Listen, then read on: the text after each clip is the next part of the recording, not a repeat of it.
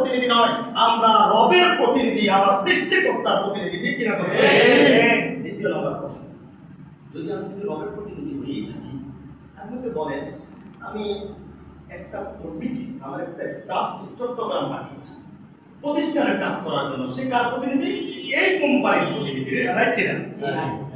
এই কোম্পানির প্রতিনিধি, কিন্তু সে ব্যক্তিগত কারণে চট্টগ্রাম ঘুরতে গেছে, বাইরে গেছে, দেখতে গেছে, সে কি কারো প্রতিনিধিত্ব করলো? কথা ভালো বলে, কারো প্রতিনিধি সে হলো না।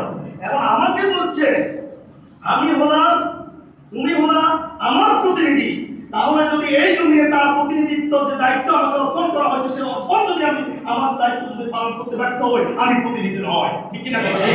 একদম পরিষ্কার কথা, আমি আল্লাহর প্রতিনিধি হতে পারি। এটা বিশাল ব্যাখ্যা, ওই ব্যাখ্যা যেতে চাই না। এখন আমি প্রতিনিধিত্ব কি করব?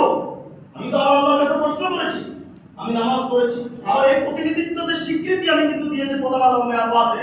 আলাস্তু বিরাব্বিকুম রূহুল জগতে যখন আমাকে প্রশ্ন করা হয়েছিল, এই রূহের জগতে আল্লাহ যখন প্রশ্ন করেছিল তোমাদের রবকে, তখন আমরা সবাই বলেছিলাম কালু বালা। ঠিক কিনা কথা? আমরা সেখানে স্বীকার করেছি আপনি আমাদের রব আর আমরা হলাম আপনার প্রতিনিধি। সেকেন্ডে পৃথিবীতে আসলাম, পৃথিবীতে আমরা কি করলাম? আসলাম। পৃথিবীতে প্রত্যেকটা মানুষ জন্ম নেয় বেগুনা মাসুম হিসাবে। ঠিক কিনা কথা? একটা পর্যায়ে আমার কর্মের মাধ্যমে প্রতিফলন হলো আমি হয় মুসলমান, হয় খ্রিস্টান, অথবা হিন্দু। রাইট? এমন সৌভাগ্য, আমাদের সৌভাগ্য, আমাদের রব আমাদেরকে ওই পরীক্ষায় ফেলেন নাই।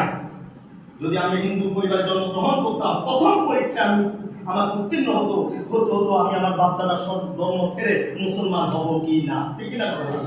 আবার বলি আলহামদুলিল্লাহ, আল্লাহ আমাদেরকে ওই পরীক্ষায় ফেলে নাই। আল্লাহ আমাদেরকে মুসলিম পরিবারে জন্মগ্রহণ করিয়েছেন। এরপরে আমি যখন লা ইলাহা ইল্লাল্লাহ মুহাম্মাদুর রাসূলুল্লাহ এই ঘোষণাটা আমি যখন দিলাম, ওই যে আলাস্তু বিরাব্বিকুম কথাটা খেয়াল করেন, ওটার ঘোষণা এখানে আপনি একটা কমিটমেন্ট দিলেন, লা মানি না ইলাহ, কোন ইলাহ ইল্লাল্লাহ, আল্লাহ ছাড়া, আল্লাহ ছাড়া আমি কোন ইলাহ কি করি না, মানি না। আপনি আপনার কমিটমেন্টটাকে, আপনার প্রতিশ্রুতিকে আপনি দুনিয়ার জীবনে আপনি মুখ দিয়ে ঘোষণা করলেন।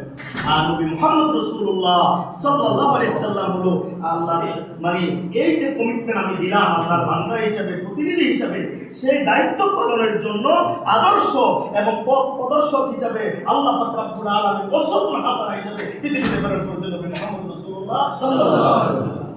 আপনি এই পর্যন্ত যখন বিশ্বাস স্থাপন করলেন, তারপরে এবার আপনি নামাজের মধ্যে পড়লেন, নামাজ ফরজ হয়ে গেল।